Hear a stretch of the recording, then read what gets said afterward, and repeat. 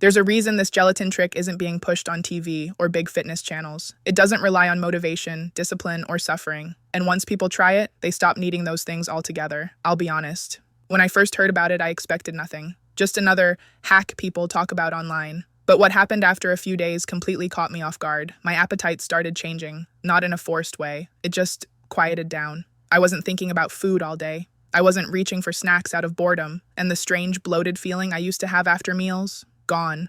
All of this from one simple spoon a day, taken at the right time. No workouts, no calorie counting, no cutting out everything I enjoy. That's when I learned something most diets never mention. Your gut decides when your body stores fat and when it lets it go. This ritual focuses on fixing that first, using a basic ingredient almost everyone already has at home.